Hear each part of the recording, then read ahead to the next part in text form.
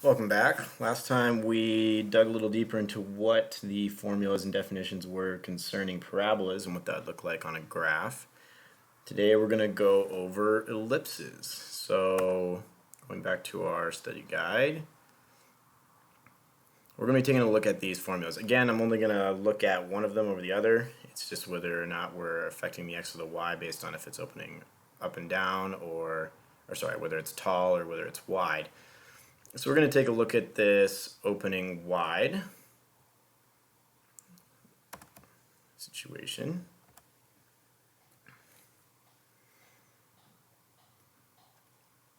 X minus h squared over a squared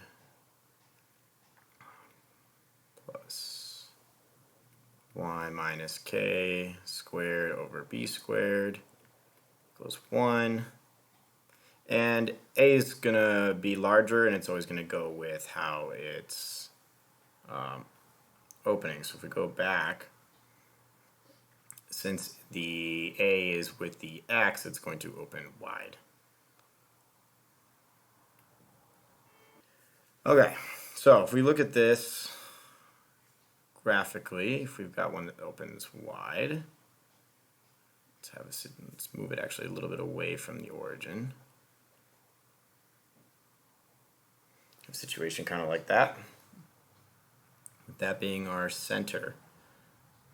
Our center,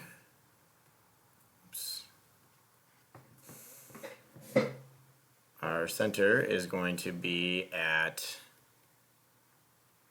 HK, right? Just like with transformations, we move over H, up K.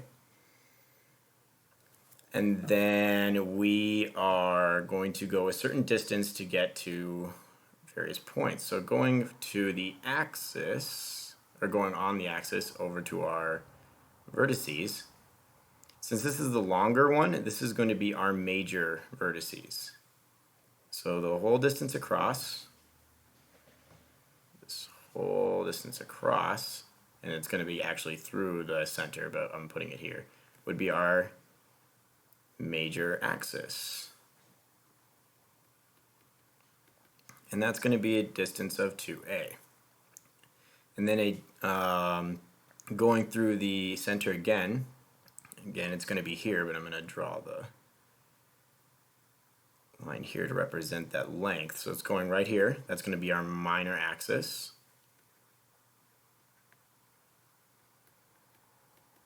And that's going to be 2b.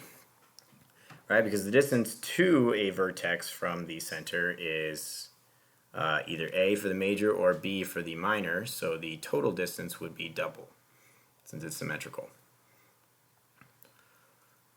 So in that case, we'll call this our major vertex right here. Major vertex is going to be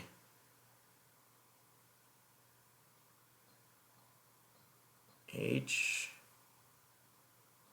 plus or minus a k.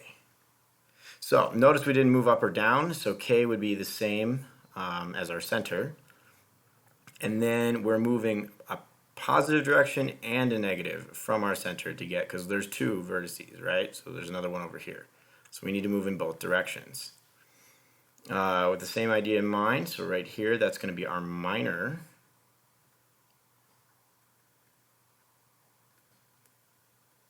vertices, and that's going to be h k plus or minus a, or I'm sorry, b.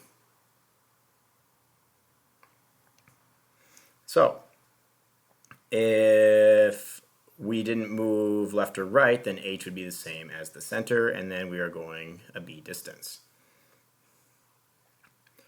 The focus, or the foci in this case, since there's more than one, are going to be on the inside of the curve, as always. There's going to be two of those as well. The distance to the foci is c. So this distance right here is c.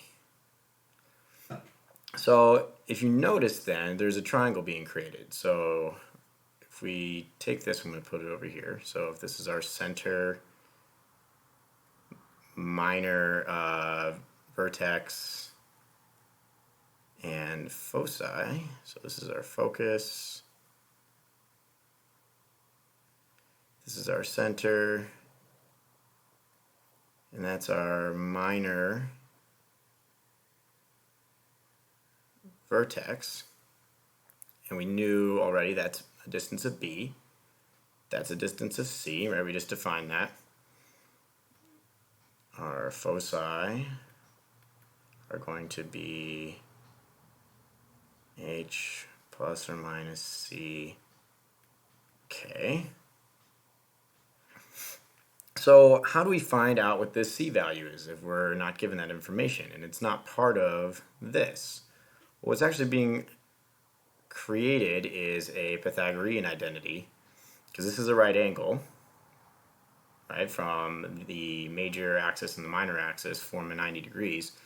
We have B, we're looking for C, and we actually do have A. So the distance from the center to the major vertex is the same as the distance from the minor vertex to the focus. So the value of A has two purposes. So we can solve that out then as A squared is equal to B squared. That's good. It's going to be A squared equals B squared plus C squared. Don't get hung up on the fact that like we're normally used to seeing Pythagorean theorem as C squared equals A squared plus B squared. You know, we're using A, B, and C based on what they represent on a ellipse graph. So we would subtract A squared minus B squared equals C squared, and we take the root.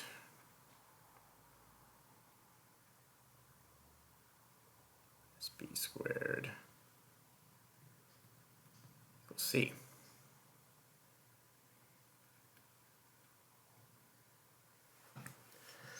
So that is how we'd find our C, which is, again, it's the distance to our foci.